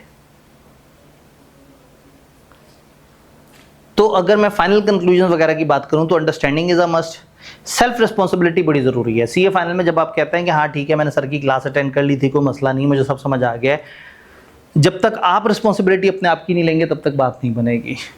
आपको अच्छी रिटेंशन की स्किल्स भी चाहिए होंगी, छोटे छोटे से कॉन्सेप्ट्स होंगे जो जहन में रखने होंगे, रट्टा नहीं लगाना, लेकिन कम से कम दिमाग में आपके चीज़ें होनी चाहिए। Taking classes is highly recommended ताकि आप कम से कम टाइम में कवर कर सकें। मैं इस टाइम पे अगर मैं CFAP का सबसे छोटा सब्जेक्ट काउंट करूं तो सस्टेनेबिलिटी है। अगर कोड ऑफ एथिक्स और एश्योरेंस ना होता तो ये बेचारा था ही कुछ नहीं। ये जो 12 स्टैंडर्ड है ना SSB के, एक स्टैंडर्ड की समझ आ जाए तो 12 उसी पैटर्न पे, सिर्फ इंडस्ट्री चेंज होती चली जाती है। तो हमारी कोशिश ये होगी कि हम हर दिन टारगेट उठाएं कि आज 1 या 2 हमने स्टैंडर्ड को करना है, हम डिस्कस करें और हम उसके मुताबिक काम करें। मेरी पूरी कोशिश होगी कि बड़ी रंग बिरंगी सी स्लाइड्स यहाँ पे मौजूद हों और मैं इस सब्जेक्ट पे अच्छा खासा काम कर रहा हूँ। अभी मैं रिसेंटली पिछले ही हफ्ते तकरीबन आज से कोई 10 दिन पीछे मैं मलेशिया में एक कॉन्फ्रेंस सस्टेनेबिलिटी की अटेंड कर रहा था और उसके बाद मैं गोंगजू में चाइना में सस्टेनेबिलिटी, उनका एक पूरा शहर उन्होंने सस्टेनेबिलिटी के प्रिंसिपल्स पे डेवलप किया है, मैं उसको ऑब्जर्व कर रहा था। तो इस टाइम पे मैं सस्टेनेबिलिटी को एज अ प्रोफेशन भी लेके चल रहा हूँ और इसके अंदर आगे कुछ कोर्सेज वगैरह भी लेके आने हैं। ICAP में भी कोशिश करेंगे कि इसकी स्पेशलाइजेशन डेवलप हो जाए। अपने तौर पे भी इंटरनेशनल 1-2 स्पेशलाइजेशन कर रहा हूँ और देन मुख्तलिफ फर्म्स को जाके ट्रेन करना है कि सस्टेनेबिलिटी की हैपनिंग किस तरह से है। तो मेरी ख्वाहिश ये है कि सस्टेनेबिलिटी जब आया है तो मैं अपने सारे नॉलेज, एक्सपीरियंस, कनेक्शंस को यूज़ करके ज़्यादा से ज़्यादा इसमें प्रैक्टिकल इंसाइट लूँ और आप लोगों को एग्जैक्टली साथ साथ गाइड करूँ कि दुनिया में क्या चल रहा है। तो लेक्चर्स के दरमियान मैं आपको बताऊँगा कि जी मिडल ईस्ट इस वक्त क्या कर रहा है, इस वक्त होटल सस्टेनेबिलिटी के अंदर क्या प्रैक्टिसेस करते हैं, जब आप किसी और जगह जाते हैं तो कौन सी नेशन कहाँ तक पहुँची हुई है। तो वो पूरा प्रैक्टिकल इंसाइट, अपना इंटरनेशनल नॉलेज वो आपको मैं देने की कोशिश करूँगा। उससे क्या होगा, आपके जहन में इमेज बेहतर बन जाएगा। तो कल को आप इंटरव्यूज़ में और पेपर में आप बेहतर तरीके से परफॉर्म करेंगे।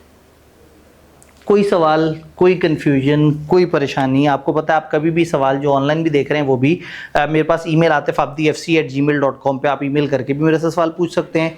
और अभी जो सामने हज़र आते हैं, आपका कोई सवाल हमारे सब्जेक्ट को लेके, हमारे पैटर्न को लेके, हम क्या करेंगे, हम किस तरह से करेंगे, कोई कन्फ्यूजन, कोई परेशानी मुझे बताएं।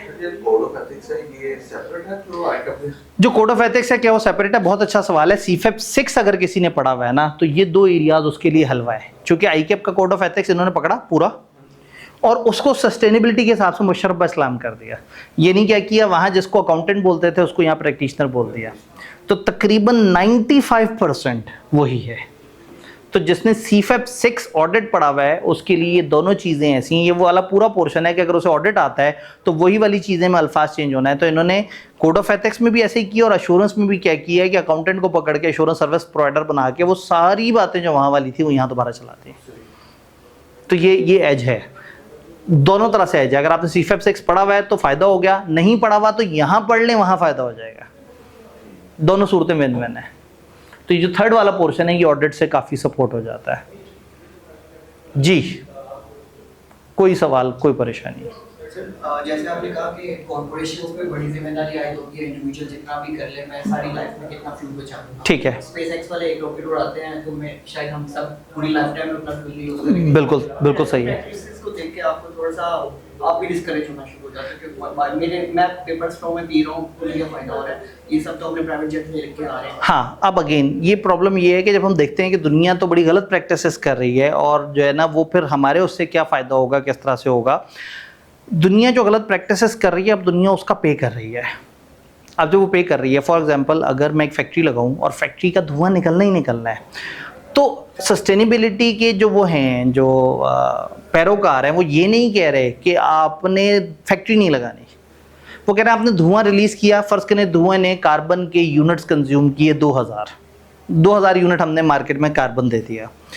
वो ये कह रहे हैं कि आप ऑफिशियली इस तरह की प्रोडक्शन के लिए आपको 500 यूनिट कार्बन के रिलीज़ करने चाहिए थे, मैंने 1500 ज़्यादा कर दिए। अब क्या होगा, मैं किसी और तरीके से उसको कंपनसेट करूं तो आपको मैं विलन के तौर पे नज़र आ रहा हूँ कि मेरा धुआं बहुत ज़्यादा निकल रहा है, लेकिन अब मुझे अपने प्रॉफिट्स में से कट रखना है और उतने पैसों से कुछ बागात लगाने हैं, उतने पैसों से कुछ बच्चों को स्कूल पढ़ाना है, उतने पैसों से कुछ और करना है, वहाँ से मैंने नेगेटिव पॉइंट अर्न करने हैं और ये पॉजिटिव पॉइंट थे, ये आपस में नॉक ऑफ होंगे। अब अगर अल्टीमेटली मैं उस 500 से नीचे आ गया तो मैंने कुछ गलत नहीं किया। तो ये दुनिया का एक प्रॉब्लम है कि दुनिया को सर्वाइवल भी तो चाहिए ना। मतलब आज एकदम से सारी गाड़ियाँ सोलर या इलेक्ट्रिक पे नहीं आ सकती। तो जो गाड़ियाँ जितना वो ख़राब वाली गाड़ियाँ बना रही हैं, जो जितनी गाड़ियाँ इस्तेमाल कर रही हैं, वो बाकायदा उसको रिपोर्ट करेंगे और उसको किसी और तरीके से कवर करने की कोशिश करेंगे। तो इसी तरह से अगर दुनिया बचाने के लिए एक रॉकेट उड़ाना ज़रूरी है या अगर दुनिया की बेहतरी के लिए हमें एक सैटेलाइट भेजनी पड़ेगी और उसने इन्वायरमेंट को डैमेज किया तो वो जो जितनी इन्वायरमेंट डैमेज हुई उससे ज़्यादा रीस्टोर करेंगे। तो sustainability is not protection of environment, sustainability is जैसा है वो चलता रहे। मछलियाँ पकड़ना मना नहीं है, लेकिन मछलियों की रिप्रोडक्शन सीजन में पकड़ना मना है।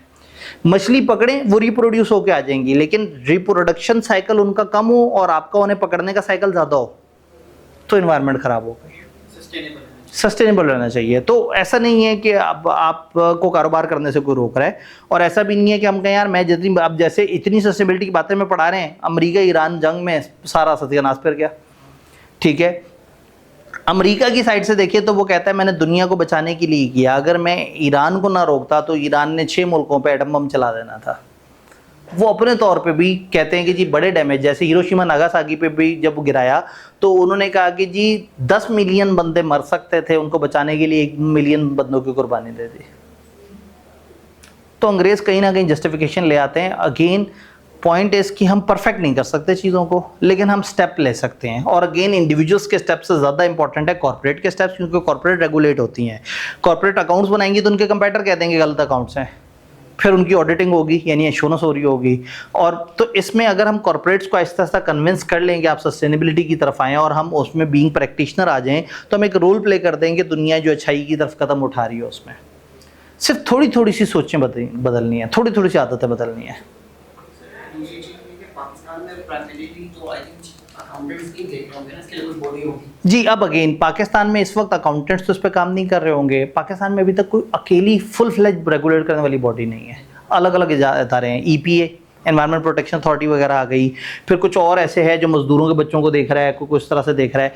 ICAP इस चीज़ को समझ रहा है कि इस वक्त तक ये सारे किसी एक उसके अंडर नहीं है, तो ICAP is doing it's best कि ये सस्टेनेबिलिटी की सारी चीज़ें पाकिस्तान की अपने ज़िम्मे ले ले। तो अकाउंटेंट्स ने इससे पहले कि इन्वायरमेंटल साइंसेज वालों को समझ आए कि ये मज़ेदार काम है, इन्होंने उस पर कब्जा कर लिया है।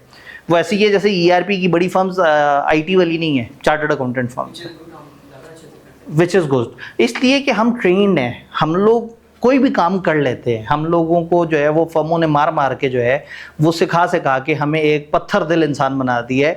तो हम थोड़े कैपेबल ज़्यादा हैं, हम थोड़े से फ्लेक्सिबल ज़्यादा हैं। इन्वायरमेंटल वालों ने अकाउंटिंग पढ़ी या नहीं पढ़ी, मेरे सिलेबस में ICAP ने सस्टेनेबिलिटी डाल दी, जिसकी वजह से हमारा टीचर भी अपने आप को अपग्रेड करा। पिछला सेशन पूरा तकरीबन औसतन मैं 3 से 4 के दरमियान यहाँ से निकला हूँ। अक्सर फजर के बाद निकल रहा होता था यहाँ से, चूँकि पूरी रात बैठ के एक एक टॉपिक पे पूरी रिसर्च कर रहा होता था कि दुनिया में क्या चल रहा है, किस तरह से ICAP के सिलेबस में क्या, और उसको स्लाइड्स पे आपके सामने किस तरह से प्रेजेंट करना है।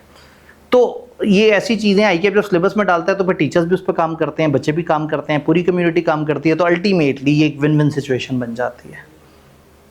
अगर ICAP के अंडर आता तो कहीं ना कहीं लोग ICAP पे ट्रस्ट भी करते हैं, जाहिर है। अब ICAP देख, दूसरी जितनी बॉडीज हैं लाइक जो गवर्नमेंट के अंडर गवर्नमेंट के अंदर दूसरी बॉडीज़ पे उतना ट्रस्ट भी नहीं है, जो कि उन्होंने इतने अच्छे आउटपुट वगैरह भी नहीं दिए।